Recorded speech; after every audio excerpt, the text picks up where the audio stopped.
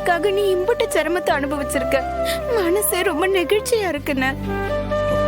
உனக்கு எப்படி நன்றி சொல்றதுன்னு தெரியல மச்சான். இல்லே, ஒரே குடும்பத்துல இருக்கிறவங்களுக்கு என்னல நன்றி கிண்டிலாம் சொல்லிட்டு அவன் அப்போ ஒரு சுடி சொல்லு சொன்னான்.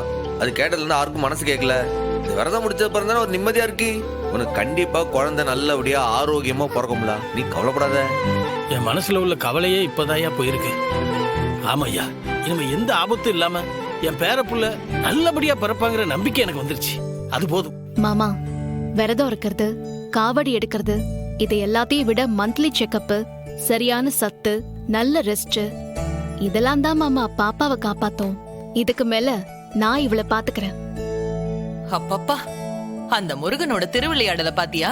என் வீட்டுக்காரரையும் அலகு குத்தி காவடி எடுக்க வச்சுட்டான். ஆமா, உன் வீட்டுக்காரங்க ஆமா இல்ல, எங்க போனார் அவரு? இரு, நான் போய் அவரை பாத்துட்டு வரேன். ஏல ஏல அவனே பாவம் அட, நாளைக்கு இருப்பா. போயிருக்கான். ஏல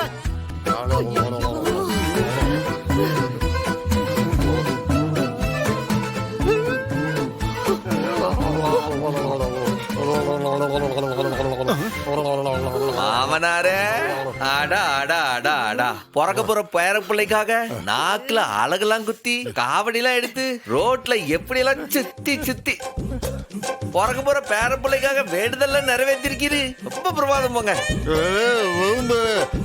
நான் கொஞ்சம் சுதாரிக்காம இருந்தது. நீர் என்ன சொல்லுதீருன்னு புரியல. எங்க உன் பொண்ணு இதெல்லாம் மூட நம்பிக்கைன்னு சொல்லி உன்னை தடுத்துடுவாளோன்னு நினைச்சேன். அவ்வளவுதான், நீ பேசவே விடலையே. இப்ப தெரியுதா வலினா என்னண்டு? இப்போ நீ ஒன்றும் ஜெயிச்சிருல, அதனால நீ ஒன்றும் பேச சந்தோஷப்பட்டுக்காத. இப்போ சொல்லுவேன், இந்த சன்னதியில் வச்சு சொல்லுவேன், உன்னோட தங்கச்சி இசைக்கு குழந்தை பார்க்க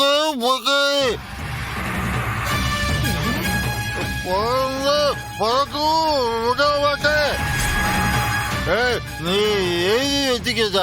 மாமனார, இதே கோயில்ல என் அப்ப முருகன் சாட்சியா வச்சு சொல்லுதேன், என் தங்கச்சி இசைக்கு நல்லபடியா குழந்தை பிறந்து அது மூஞ்சில ஒண்ணுக்கு அடிக்க.